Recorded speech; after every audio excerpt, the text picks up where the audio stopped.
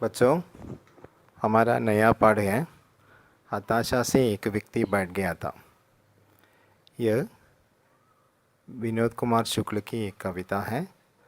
कविता पर नरेश सक्सेना ने एक टिप्पणी भी लिखी है। और नरेश सक्सेना की टिप्पणी विनोद कुमार शुक्ल की कविता, समझे ना।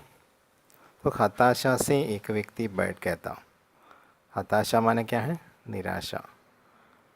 നിരാശ നിരാശ തന്നെയാണ് ഹതാശ. അതിൻ്റെ നിരാശയുടെയും കുറച്ചും കൂടെ ഒരു രൂപം, കുറച്ചും കൂടെ കടുത്ത രൂപം.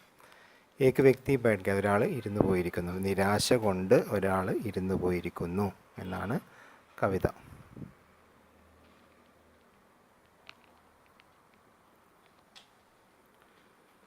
നോക്കാം, കവിത നോക്കാം നമുക്ക് ആദ്യം. हताशा से एक व्यक्ति बैठ गया था. हताशा से एक व्यक्ति बैठ गया था. व्यक्ति को मैं नहीं जानता था, हताशा को जानता था.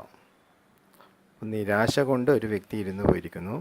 उस व्यक्ति को, जो व्यक्ति बैठ गया था, उस व्यक्ति को मैं नहीं जानता था. यहाँ मैं कवि है. कवि പറയുകയാണ് ഇരുന്നു പോയ വ്യക്തി എനിക്കറിയില്ലായിരുന്നു.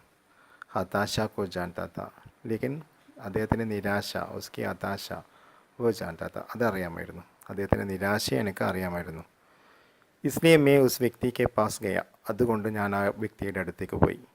मैंने हाथ बढ़ाया, मैंने अपना हाथ बढ़ाया. मेरा हाथ पकड़कर वो खड़ा हुआ. मैंने हाथ बढ़ाया तो उसने क्या किया? मेरा हाथ पकड़कर खड़ा हुआ. मुझे वह नहीं जानता था, मेरे हाथ बढ़ाने को जानता था. मुझे वो नहीं जानता, वो व्यक्ति मुझे नहीं जानता था, लेकिन मेरे हाथ बढ़ाने का मतलब जो है वो व्यक्ति जानता था. तो मुझे वो नहीं जानता था, मेरे हाथ बढ़ाने को जानता था. हम दोनों साथ चले. दोनों एक दूसरे को नहीं जानते थे, साथ चलने को जानते थे. എന്താ പറഞ്ഞത്? ഇപ്പോൾ വായിക്കുമ്പോൾ തന്നെ ഇതിൻ്റെ അർത്ഥം വ്യക്തമാണ്. एक व्यक्ति निराश होकर एक जगह पर बैठ गया था. उसे देखकर कवि उसके पास गया और अपना हाथ बढ़ाया, लेकिन कवि उस व्यक्ति को नहीं जानता था, वो व्यक्ति भी कवि को नहीं जानता था. और कवि ने अपना हाथ बढ़ाया तो उस व्यक्ति ने क्या किया? कवि के हाथ पकड़कर खड़ा हुआ. और कवि के हाथ बढ़ाने का मतलब वो व्यक्ति जानता था, इसलिए हाथ पकड़कर खड़ा हुआ. मुझे वो नहीं जानता था, लेकिन कवि को वो व्यक्ति भी नहीं जानता था. मेरे हाथ बढ़ाने को जानता था. हम दोनों साथ चले, फिर दोनों एक साथ चले. फिर भी एक दूसरे को नहीं जानते थे, साथ चलने को जानते थे.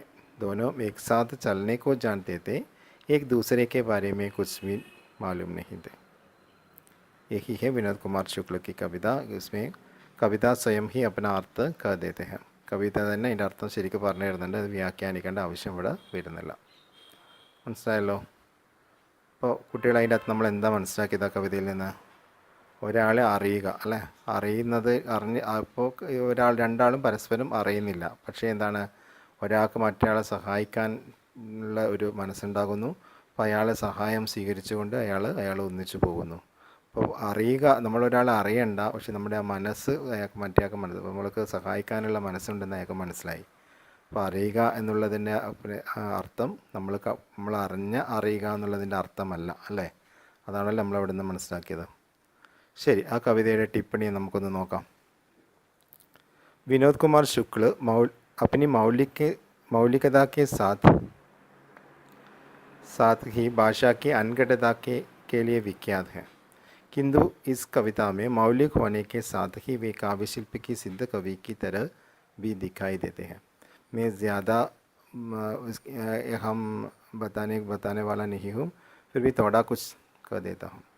വിനോദ് കുമാർ ശുക്ല മൗലികമായ കവിത എഴുതുന്നതിന്, അതുപോലെ തന്നെ ഭാഷയുടെ അൻഘടത എന്ന് പറഞ്ഞാൽ ഒരു ചട്ടക്കൂടില്ലായ്മ, ഒരു സ്ട്രക്ചർ ഇല്ലാത്ത ഭാഷയുള്ള, അപ്പം അങ്ങനെ എഴുതുന്നതിൽ പ്രശസ്തനായിരുന്നു ഈ വിനോദ് കുമാർ ശുക്ല. പക്ഷേ ഈ കവിതയിൽ അദ്ദേഹം വളരെ ഒറിജിനാലിറ്റിയോടുകൂടി ശില്പം നേടിയത്, കാവ്യത്തെപ്പറ്റി നല്ല ഇത് അറിവുള്ള ഒരു കവിയെ പോലെയാണ് നമുക്ക് കാണപ്പെടുന്നത്. കവിത के अर्थ इतने सहज और साफ है कि उन्हें व्याख्या की दरकार नहीं है. ഞാൻ നേരത്തെ പറഞ്ഞു കവിത വായിക്കുമ്പോൾ തന്നെ ഇതിൻ്റെ അർത്ഥം മനസ്സിലാവുന്നുണ്ട്, കൂടുതൽ വ്യാഖ്യാനിക്കേണ്ട ആവശ്യം ഇവിടെ വരുന്നില്ല. അത് നേരത്തെ പറഞ്ഞു. സരൾ ശബ്ദം വാലെ വാക്യ സ്വയം ഹി അപ്ന മർമ്മ കഹ ദേത്തെ ഹൈ.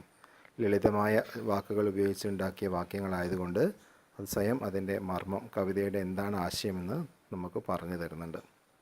व्यक्ति को मैं नहीं जानता था, हताशा को जानता था कहते ही वे जानने की हमारी उस जानी पहचानी रूढ़ी को तोड़ देते हैं. तो വ്യക്തി को मैं नहीं जानता था, हताशा को जानता था. വ്യക്തിയെ എനിക്കറിയില്ലായിരുന്നു, പക്ഷേ നിരാശയെ അറിയാമായിരുന്നു എന്ന് പറഞ്ഞുകൊണ്ട് തന്നെ അദ്ദേഹം ജാന്ന അറിയുക എന്നതിൻ്റെ നമ്മുടെ ജാനി പഹചാനി രൂഢി, നമുക്ക് അറിയുന്ന രൂഢി, നമ്മുടെ പാരമ്പര്യത്തെ പൊട്ടിച്ച് കളയുകയാണ്. അത് അറിയുക എന്ന വാക്കിൻ്റെ അർത്ഥം, നമ്മൾ സാധാരണ അറിയുക എന്നുള്ള വാക്കിൻ്റെ അർത്ഥം എന്താണോ നമ്മൾ എടുക്കുന്നത്, ആ അർത്ഥത്തെ ഇവിടെ കവി തീർത്തും തകർത്ത് കളയുകയാണ്. ഇങ്ങനെ പറഞ്ഞു, വ്യക്തിയെ അറിയാം പക്ഷേ വ്യക്തിയെ അറിയില്ല, പക്ഷേ നിരാശയെ അറിയാം. സാധാരണ നമുക്കൊരു വ്യക്തിയെയാണ് അറിയാം, അദ്ദേഹത്തിന് വിഷമങ്ങളൊന്നും ഒരാൾ മനസ്സിലാക്കാറില്ല. പക്ഷേ ഇവിടെ നേരെ ഓപ്പോസിറ്റായിട്ടാണ് കവി, വ്യക്തിയെ അറിയില്ല പക്ഷേ അദ്ദേഹത്തിന് നിരാശയെ അറിയാം. അപ്പം അങ്ങനെ പറഞ്ഞുകൊണ്ട് അദ്ദേഹം അറിയുക എന്ന വാക്കിൻ്റെ ആ പാരമ്പര്യത്തെ തന്നെ പൊട്ടിച്ച് കളയുകയാണ്. जो व्यक्ति के नाम पते उम्र ओहदे या जाति से जानने को जोड़ती है. तो हमारे जानने की रूढ़ी, ഇപ്പോൾ ജാന്നെ കി രൂഢി, ഇത് പാരമ്പര്യം, പരമ്പരാഗതമായി അറിയുക എന്നുള്ളതിൻ്റെ നമ്മൾ തുടർന്ന് വരുന്ന രീതി എന്താണ്? ഏക് വ്യക്തിക്ക് നാം പതേ ഉമ്ര ഓഹദെ യാ ജാതി സെ ജാന്ന. ഒരു വ്യക്തിയെ അദ്ദേഹത്തിൻ്റെ പേര്, വയസ്സ്, അഡ്രസ്സ്, പദവി അല്ലെങ്കിൽ ജാതി ഇതുകൊണ്ടൊക്കെ അറിയലാണ്. അപ്പോൾ ജാന്നെ കി ഹമാരി രൂഢി यही है कि एक व्यक्ति के नाम पते उम्र ओहदे या जाति से जानना. यदि हम किसी व्यक्ति को उसकी हताशा, निराशा, असहायता या उसके संकट से नहीं जानते तो हम कुछ नहीं जानते. तो कवि यहाँ कहते हैं एक व्यक्ति को हम उसकी हताशा, निराशा, असहायता, ഒരാളുടെ हताशा നിരാശയാണ്, നിരാശ, അസഹായത നിസ്സഹായത, और उसके संकट അദ്ദേഹത്തിൻ്റെ വിഷമങ്ങൾ, അതൊന്നും നമ്മളൊരാളെ പറ്റി അറിയുന്നില്ല എങ്കിൽ तो हम कुछ नहीं जानते, നമുക്ക് അയാളെ പറ്റി ഒന്നും അറിയില്ല. सड़क पर घायल पड़े अपरिचित व्यक्ति को देखकर क्या हम कह सकते हैं कि उसे हम नहीं जानते? അപ്പോൾ അവിടെ കവി ഇതിനൊരു ഉദാഹരണം പറയുകയാണ്. റോഡിൽ മുറിവേറ്റ് കിടക്കുന്ന ഒരു അപരിചിതനെ കണ്ടാൽ എന്താ നമുക്ക് പറയാൻ പറ്റുമോ നമുക്ക് അദ്ദേഹത്തിന് അറിയില്ല എന്ന്? അപ്പോൾ നമ്മൾ ഇങ്ങനെ എന്താണ്, ഇത് നമുക്കറിയാത്ത ആളാന്ന് പറഞ്ഞാൽ നടന്നു പോകുമോ? ഇല്ല. അപ്പോൾ അപ്പോഴവിടെ തന്നെ മനസ്സിലാവും നമുക്ക് അറിയുക എന്നുള്ളത് ഒരാളുടെ ജാതിയോ അല്ലെങ്കിൽ ഒരാളുടെ പേരോ അഡ്രസ്സോ പദവിയോ ഇതൊന്നും അല്ല അറിയുക. അപ്പോൾ അദ്ദേഹത്തിന് എന്താണോ നമ്മളെ കൊണ്ടുള്ള ആവശ്യം, അദ്ദേഹത്തിൻ്റെ വിഷമം എന്താണ്, അത് തിരിച്ചറിഞ്ഞുകൊണ്ട് അദ്ദേഹത്തിനെ സഹായിക്കുക, അതാണ് ശരിക്ക് വേണ്ടത്. അപ്പോൾ അവിടെ അറിയുന്നതിന് ഒരു പ്രസക്തിയില്ല, അതാണ് അവിടെ പറഞ്ഞിരിക്കുന്നത്. പരീക്ഷയ്ക്ക് വരുന്ന ഒരു ചോദ്യമാണ് അവിടെയുള്ളത്. ജാന്ന ശബ്ദ की लय की व्याख्या से आपका हम तक सहमत है.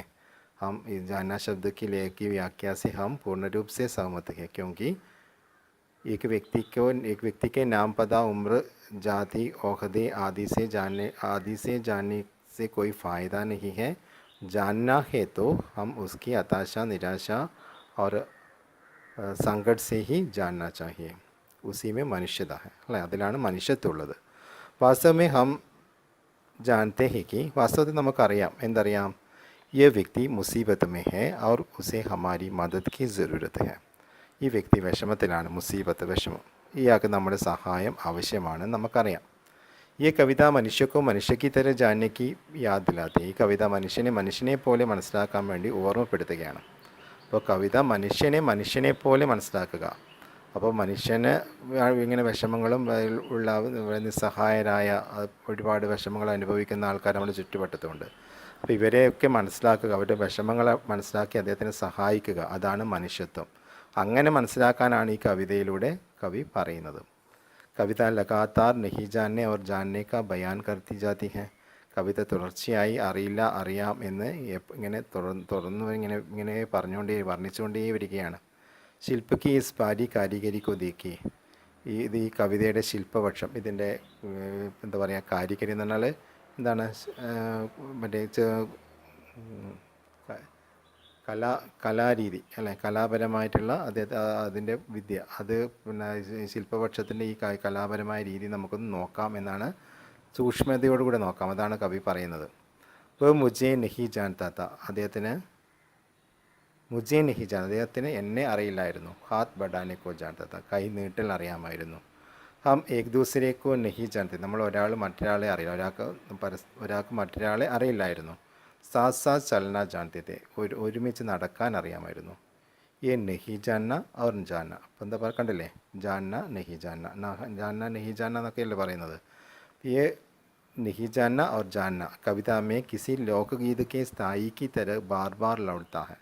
അത് ഏതെങ്കിലും ഒരു നാടൻ പാട്ടിൻ്റെ ഒരു സ്ഥായി എന്ന അടിസ്ഥാന രൂപം, അത് വീണ്ടും വീണ്ടും പിന്നെ പറഞ്ഞുകൊണ്ടേയിരിക്കും, ആവർത്തിച്ചുകൊണ്ടേയിരിക്കും ഇല്ലേ. നമ്മൾ നാടൻ പാട്ടൊക്കെ കേൾക്കുമ്പോൾ കാണാനില്ലേ, ഇതിൻ്റെ ഒരു രണ്ട് വരി വീണ്ടും വീണ്ടും ഇങ്ങനെ പറഞ്ഞുകൊണ്ടേയിരിക്കുന്നുണ്ടല്ലോ. അതുപോലെ ഇതിനകത്ത് അങ്ങനെ മടങ്ങി വന്നുകൊണ്ടേയിരിക്കും, അതിങ്ങനെ വീണ്ടും വീണ്ടും ആവർത്തിച്ചുകൊണ്ടേയിരിക്കുന്നു. गद्य में लिखी हुई किसी कविता में लिरिकल या गीतात्मकता का बोध इस खूबी के साथ हिंदी की किसी कविता में आया है, ये याद नहीं आ रहा. എന്താണ് ഇത്രയും ഗദ്യരൂപത്തിൽ എഴുതിയ ഒരു കവിത, ഗദ്യരൂപത്തിലാണ്, നിങ്ങൾ കവിത വായിക്കുമ്പോൾ തന്നെ ആശയം മനസ്സിലാവുന്നുണ്ട്, വളച്ചു കെട്ടോ ഒന്നുമില്ല. അപ്പം അങ്ങനെ ഗദ്യരൂപത്തിൽ എഴുതിയ ഈ കവിതയിൽ ലിറിക്കൽ യാ ഗീതാത്മകത, സംഗീതാത്മകത, ഇത്രയും നല്ലൊരു സംഗീതാത്മകത ഉണ്ടാവുന്നത്, ഇത്രയും വളരെ മനോഹരമായിട്ട് സംഗീതാത്മകതയുള്ളത് ഇന്ത്യയിലെ മറ്റൊരു കവിതയിലും കണ്ടിട്ടില്ല എന്നാണ്, അത് കണ്ടതായിട്ട് ഓർമ്മയില്ല എന്നാണ് കവി ഇവിടെ പറയുന്നത്. അതായത് ഗദ്യരൂപത്തിൽ ഇത്രയും നന്നായിട്ട് പാടാൻ പറ്റുന്ന ഒരു കവിതയാണ് ഈ കവിത, ഇതുപോലെ മറ്റൊരു കവിത ഇന്ത്യയിൽ ഉണ്ടായിട്ടില്ല എന്നാണ് പറയുന്നത്. जैसे किसी गज़ल में आखिरी शेर के आखिरी शब्द श्रोताओं की ज़ुबान पर अपने आप से आप आ जाते हैं. എങ്ങനെയാണെന്ന് വെച്ചാൽ ഗസലിൻ്റെ അവസാനത്തെ ഷെയർ, അവസാനത്തെ വരിയുടെ ഈരടിയുടെ അവസാനത്തെ ഭാഗം ഇങ്ങനെ ആവർത്തിച്ചുകൊണ്ടേ, ഗസൽ കേട്ടവർക്കറിയാം, അതിങ്ങനെ ആവർത്തിച്ചുകൊണ്ടേയിരിക്കും. അതുപോലെ ശ്രോതാക്കളുടെ നാവിൻ തുമ്പത്ത് എന്താണ് ഈ കവിതയുടെ അവസാനത്തെ വരി തനിയെ നമ്മുടെ വരിയിലും നാവിൻ തുമ്പത്ത് വരും. എങ്ങനെയാണെന്ന് വെച്ചാൽ വൈസഹി ഇസ് കവിതയ്ക്ക് അന്തിം ശബ്ദ യാനി, അതായത് ഈ കവിതയുടെ അവസാനത്തെ വാക്ക്, അതായത് സാത്ത് സാത്ത് ചലന, ഒരുമിച്ച് നടക്കാൻ എന്ന് പറഞ്ഞുകൊണ്ട് നടക്കേ ബാദ് യദി കവിത പാഠ് രോക് ദിയാ ജായ് എന്ന് പറഞ്ഞുകൊണ്ട് കവിത വായിക്കുന്നത് നിർത്തിയാൽ तो सुनने वाले खुद वाक्य पूरा कर देंगे और कहेंगे जानते थे. അപ്പോൾ കേൾക്കുന്നവർക്ക് സ്വയം വാക്യം മുഴുമിപ്പിക്കാൻ കഴിയും, അറിയാം. അതായത് ഒരുമിച്ച് നടക്കാൻ എന്ന് പറഞ്ഞ് കവിത നിർത്തുന്നതാണെങ്കിൽ കേൾക്കുന്നവർ പറയും അറിയാമെന്നുള്ളത്, ഒരുമിച്ച് നടക്കാൻ അറിയാം എന്നാണ് അത് മുഴുമിപ്പിക്കേണ്ടത്. അതല്ല ഇതിങ്ങനെ ഒരേപോലെ വരുന്നത് കൊണ്ട് കേൾക്കുന്ന ആൾക്ക് തന്നെ അത് മുഴുമിപ്പിക്കാൻ വേണ്ടി പറ്റും എന്നാണ് പറയുന്നത്. ये कविता जानना शब्द के रूढ़िग्रस्त अर्थ को पूरी तरह से बदल देती है. ഈ കവിത അറിയുക എന്ന വാക്കിൻ്റെ രൂഢിഗ്രസ്ത പരമ്പരാഗതമായ അർത്ഥത്തിനെ മുഴുവനായും മാറ്റിക്കളയുന്നു. അത് പ്രധാനപ്പെട്ട ഒരു പോയിൻ്റാണ്, അതാണ് ഈ കവിതയുടെ പ്രധാനപ്പെട്ട പോയിൻ്റ്. ഇസ് ജാന്ന ശബ്ദ കെ രൂഢിഗ്രസ്ത അർത്ഥ കോ പൂരി തരഹ സെ ബദൽ ദേത്തി ഹൈ. അറിയുക എന്ന വാക്കിൻ്റെ പരമ്പരാഗതമായ അർത്ഥത്തെ മുഴുവനായും മാറ്റിക്കളയുകയാണ്. ഇസ് കവിതയ്ക്ക് പഹലി ദോ പങ്ക്തിയോ മേ ഹി കവി അപ്പനി പൂരി ബാത് കഹ ദേതാ ഹൈ. ഈ കവിതയുടെ ആദ്യത്തെ രണ്ട് വരികളിൽ തന്നെ കവി തൻ്റെ എല്ലാ കാര്യങ്ങളും മുഴുവനായും തന്നെ പറഞ്ഞു തരുന്നുണ്ട്. ശേഷ് പങ്ക്തിയാം ഉസി കഹേ ഗയേക്കോ ഔർ സഖൻ ഔർ ഗഹര കർത്തി ഹൈ. ബാക്കിയുള്ള വരികൾ ആ പറഞ്ഞു കഴിഞ്ഞതിനെ കൂടുതൽ സഖൻ, കൂടുതൽ ആഴത്തിൽ, ഗഹര ആഴത്തിലാക്കുന്നു, കൂടുതൽ കടുപ്പിക്കുന്നു. അതിനെ പറഞ്ഞു കഴിഞ്ഞതിനെ ഒന്നുകൂടി പരിപോഷിപ്പിക്കുകയാണ് ചെയ്യുന്നത്. കവിത കാ സന്ദേശ് है कि दो मनुष्यों के बीच मनुഷ്യത का एहसास. കവിതയുടെ സന്ദേശം ഇതാണ്, രണ്ട് വ്യക്തികൾക്കിടയിൽ മനുഷ്യത്വത്തിൻ്റെ പ്രതീതി, യാനി മാനവീയ സംവേദന, ഒരു മനുഷ്യത്വപരമായ ഒരു സംവേദന, എന്താ പറയുക, ഒരു മനുഷ്യത്വപരമായ ഒരു സംവേദനാ രീതി, അത് അത്യാവശ്യമാണ്. ജാൻകാരിയാൻ ജരൂരി, വെറും അറിവുണ്ടായിട്ട് കാര്യമില്ല. അപ്പോൾ രണ്ട് മനുഷ്യന്മാർ തമ്മിൽ ഒരു ഫീലിംഗ്, അല്ല ഒരു മനുഷ്യത്വം നമ്മൾ ഫീൽ ചെയ്യണം. അല്ലാണ്ട് വെറുതെ ഒരാൾക്ക് മറ്റൊരാളെ പറ്റി അറിയാമെന്ന് മറ്റു കാര്യമില്ല. അറിയാമെന്ന് പറഞ്ഞാൽ അദ്ദേഹത്തിൻ്റെ വിഷമങ്ങളും ബുദ്ധിമുട്ടുകളും അറിയണം. അതുപോലെ തന്നെ അദ്ദേഹത്തിന് സഹാനുഭൂതി മാനവീയ സംവേദന, അദ്ദേഹത്തിന് മനുഷ്യത്വപരമായ സഹാനുഭൂതി കൊടുക്കുക, സഹാനുഭൂതിയോടുകൂടി പെരുമാറുക, ഇതൊക്കെ അത്യാവശ്യമാണ് എന്നാണ് കവി പറയുന്നത്. കിന്തു ഈ സന്ദേശ് കവിതാമേ ഉപദേശിക്ക് തരനിക്കാത്ത. പക്ഷേ ഈ സന്ദേശം, അതായത് മനുഷ്യന്മാരുടെ ഇടയിൽ ഒരു മനുഷ്യത്വപരമായ ഇടപെടലാണ് വേണ്ടതെന്നുള്ള ആ സന്ദേശം ഒരിക്കലും ഇവിടെ ഒരു ഉപദേശമായിട്ട് കൊടുക്കുന്നില്ല. അപ്പോൾ ഉപദേശമായി കൊടുക്കാത്തത് കൊണ്ടാണ് കവിത കൂടുതൽ എളുപ്പമായിട്ടും കൂടുതൽ എല്ലാവർക്കും ഇഷ്ടപ്പെടുന്നതും. നമുക്കറിയാം, ഉപദേശം ഇന്ന് ആർക്കും ഇഷ്ടപ്പെടാത്ത കാര്യമാണ് അല്ലേ. നിങ്ങളെ തന്നെ വീട്ടിൽ നിന്ന് ഇടയ്ക്കിടയ്ക്ക് ഉപദേശിക്കുമ്പോൾ നിങ്ങൾക്ക് ഇഷ്ടാവില്ലല്ലോ. അതുപോലെ ഉപദേശമായിട്ട് പറയാണ്ട് ഇങ്ങനെ പറഞ്ഞതുകൊണ്ട് കവിത ആകർഷകമായിട്ടുണ്ട്. ഇത്രയേ ഉള്ളൂ ഈ കവിതയിൽ, കാര്യമായിട്ടൊന്നുമില്ല. ഈ കവിതയിൽ പ്രധാനമായി ഞാൻ നേരത്തെ പറഞ്ഞു, ഒന്ന് കവിതയുടെ പ്രധാനപ്പെട്ട പോയിൻ്റ് എന്താണ്, ജാന്ന ശബ്ദ കെ രൂഢിഗ്രസ്ത അർത്ഥ കോ പൂരി തരഹ ബദൽ ദേത്തി ഹൈ. तो जानना शब्द का रूढ़िग्रस्त अर्थ क्या है? एक ही व्यक्ति के नाम, पता, उम्र, जाति, औहदे आदि से जानना रूढ़िग्रस्त है। लेकिन कवि का अर्थ क्या? कवि ने यहाँ क्या अर्थ दिया है? कवि यहाँ बताते हैं, क्या बताते हैं?